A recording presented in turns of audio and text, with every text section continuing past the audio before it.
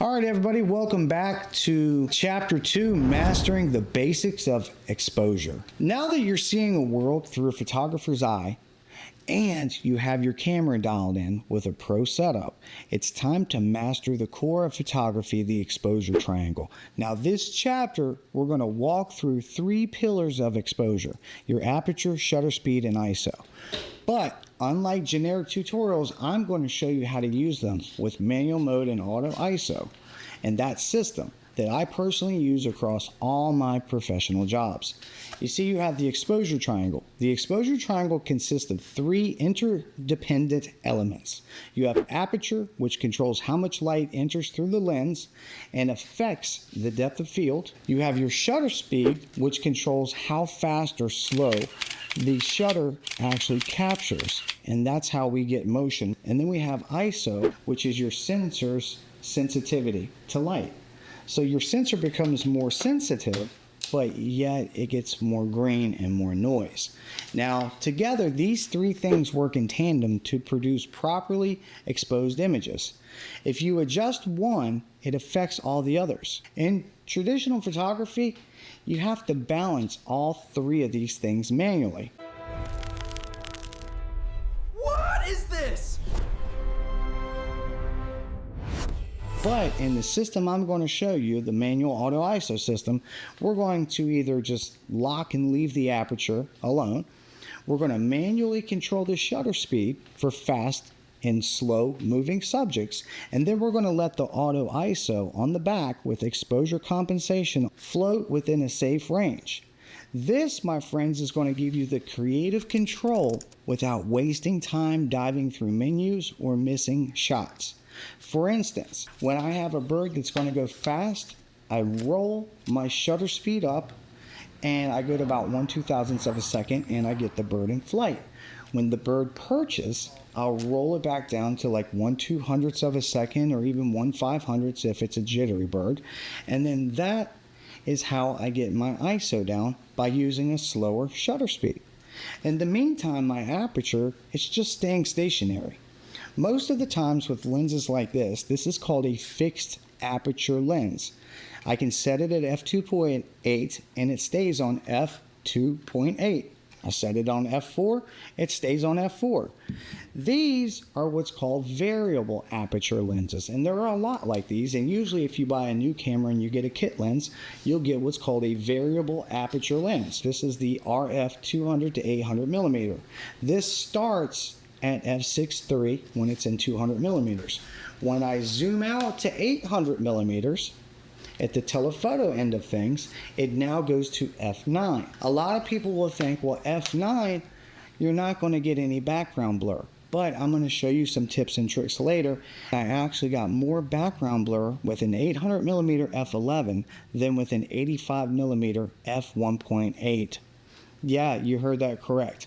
Sometimes it's not the lowest aperture number that gets you the background blur, but sometimes it's the size of the lens. The longer the barrel, the bigger the glass, and if you're at the telephoto end of things, it makes a compression. So there's a whole lot that still needs to be said and learned when it comes to background blur and what we call bokeh. Bokeh is technically circles of confusion, and that's the pretty little lights that you get behind people, and that's the little circles that the blades inside of our lenses give us. To get that compression, that blown out background, a lot of times the telephoto range or the telephoto side of our lens, like if I was to take a picture of you guys at 200 millimeters and then I backed up 20 feet and zoomed in, and y'all are the same size in both pictures, the 800 side of this lens, not the 200 side, would give compression and it would blow out the background. So these are defining factors in what makes a blurry background. But let's move on. Aperture is the size of the opening in your lens. It's measured in f-stops like f2.8, 5, 6, f11. Wider apertures, f1.2 to f2.8, they let in more light and they create shallow depth of fields like we were talking about, ideal for portraits and isolating subjects. Narrower apertures like f8 to f16, they let in less light and they bring more of the scene into focus. This can be great for landscapes where you want everything in focus, or group shots. For instance, if I have an f2.8 lens and I'm shooting a single subject, I'll stay on f2.8. But if 5 or 6 people gather over, if they're not in a perfect line and you got some people in the back and some in the front, what happens is they're on a different depth of field. So some people in the back might be blurry if you're focused on the people in the front, or vice versa. If you're focused on the people in the front, the people in the back will be blurry or very soft. And that's not good for our portraiture images. I usually choose my aperture at the beginning of a shoot based on what I want from the scene. For portraits, I go wide f2.8. For nature, I'll go 5.6 or f8. I rarely change it during fast-paced shoots. I lock it in so that I can focus in on the motion and the brightness of the scene, thus only using my shutter and my exposure compensation. You have shutter speed next. That controls how long the sensor is exposed to light. It's measured in fractions like 1/1000th, 1/30th, 1/5. Fast shutter speeds like 1/2000th or even 1/8000th of a second. They freeze motion. So think of birds in flight, boxers mid-punch, or just people dancing around moving real fast. Slow shutter speeds like 1/60th of a second, things like that, they'll show motion blur. Those are great for like waterfalls, light trails, and dreamy slow motion looks. Now, how I like to use it is I keep my top wheel assigned to shutter speeds at all times. If I need to freeze action at a concert or capture a bride tossing the bouquet, I'm already turning the dial without looking. For wildlife, I hover around 1/2000th of a second. For street scenes, I usually go as slow as like 1/250th of a second. I adapt instantly based on how fast my subject is moving. This is a sure and true fired way. So by leaving your aperture alone and setting it at the widest open setting, all you have to do is worry about your shutter, faster or slower. Do I need faster speeds or slower speeds?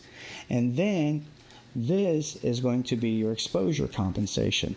And your exposure will crank up the scene to make it brighter or make it darker, and there's a meter right in the middle, and if you don't know where it needs to be, just watch your meter, because it shows that it's either underexposed by 1 or 2 stops, overexposed by 1 or 2 stops, or perfectly exposed in the middle. It's very simple because the meter is built into your camera. Shutter, exposure compensation. My aperture stays on the lowest aperture. It's on f11, so I'm going to turn that down. We want f4.5, there we go, to f7.1. Okay, so let's do this here. So this part is really neat because if you look, I can use a single, in this case I'm using a 9-point, and then I just switch to AI autofocus, which is the button right next to the back button. Now I'm rolling my exposure compensation wheel to the left and I'm rolling it to the right. So you can see how I can change my exposure compensation very quickly on the fly. I can also control the ISO via exposure compensation. So if my ISO is too high, all I got to do is go down 1 or 2 stops of light with my exposure compensation, as you see right here. And between the single point to AI tracking, which you see in the center of the screen, and then you also saw the fact that I'm going darker or brighter with my image, I'm in control of everything the whole time, pretty much just using 2 wheels only. Now for exposure compensation, because this one has 2 wheels like the R7, it doesn't have the dial on the back. So what do?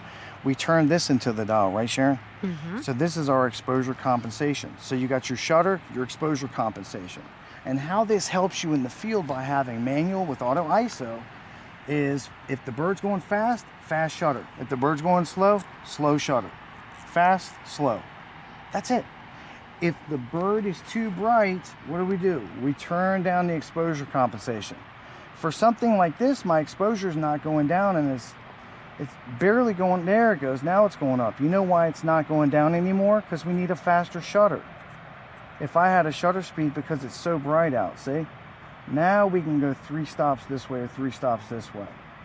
You want your shutter to be able to keep up with your exposure, so your exposure stays in the middle. Now, if you're shooting a white bird in bright light, you're going to want to look at your histogram and then turn that down. If you hit your info button again, there's your histogram. See? Just keep hitting that info button, the histogram will pop up. Now we got back button autofocus. There we go. Now, once that buffers, we can do AI autofocus. Check this out. Let's get our exposure up a little bit. I like having my own viewfinder. I don't know if I'm old school or not. I can't shoot like this. Now let's look at ISO. ISO affects your camera's sensitivity to light. The higher the ISO, the brighter the image, but it also adds noise like we talked about. The lower the ISO, usually between 1 to 400, you get those super clean, clear, better quality images. High ISO between 3200 to 12800, that works great in low light, but it does introduce grains. Some cameras go up to 102,000 ISO, but I cap it off at 12,800 because that's the highest ISO that the Canon R5 can handle before grain becomes just too hard to clean up. I let the camera float the ISO automatically just to achieve the right brightness based on my locked aperture and my chosen shutter speed. Why? Because this lets me stay in manual mode. I'm still in control of everything, and I can adapt to changing lighting conditions without diving through all the settings. Exposure compensation with auto ISO. It's the best way to shoot. And here is where most tutorials stop, but this is where I'm going to give you the PhotoBeast advantage. When you let the ISO float, you can control the exposure manually using your exposure compensation dial, the rear wheel on most cameras. Spin it to the right and it brightens the scene. Spin it to the left, it darkens the scene. That's it. Fast, fluid, precise. And if the venue lights up suddenly, drop it down, or if the sun goes behind the clouds, just drop it back up. I just bump the dial. There's no ISO hunting, no fumbling, and I stay focused on my subject the whole time. This system, friends, it gives you speed with control. I can shoot concerts, weddings, or flying eagles without ever slowing down or sacrificing quality. Better yet, without ever taking my eye off the viewfinder. Then, lastly, we have metering modes. Your camera's metering system, it helps you decide how much light is in the scene. And here's how I use them. You have evaluative or matrix metering, and that's the default. That's great for most situations, and it reads the whole frame. You have center weighted, which is useful for portraits because it prioritizes the center, or where you put the center of the frame. Then you have spot metering. This is powerful for backlit or contrast heavy shots.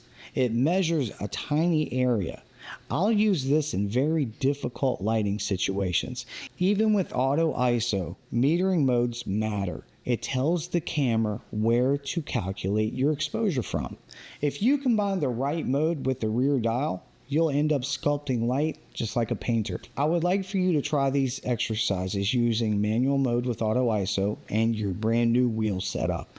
Now let's try in action capture. Set your shutter speed to 1/2000th of a second and go photograph birds, cars, or athletes. And watch how the ISO floats and the image always stays balanced. I want you to do a low light portrait. Use f2.8 indoors and a shutter speed of 1/250th of a second. Then let the ISO float. Use your rear dial to brighten or darken when necessary. And then try going from bright to dark. Walk from outdoors to indoors without stopping. Adjust the brightness using only the rear dial, which is your exposure compensation, and watch how your system adapts. Then the metering switch. Try the same shot using different metering modes and see how it affects your exposure. This, my friends, will teach you all the modes and all the features of your camera inside and out, and then you'll have a tool that you're in control of. So our conclusion here, is exposure is no longer a guessing game. With your camera set to manual mode, ISO capped at 12,800, and both wheels assigned for shutter and exposure comp, you now have a system that responds as fast as your subject moves. You can chase birds, freeze moments on stage, or shoot a ceremony, or adapt from sunlight to moonlight without even thinking. In Chapter 3, we'll get laser focused, literally. We're talking autofocus mastery, manual precision, and back button techniques that pros swear by. So let's keep building. I'll see you in the next chapter.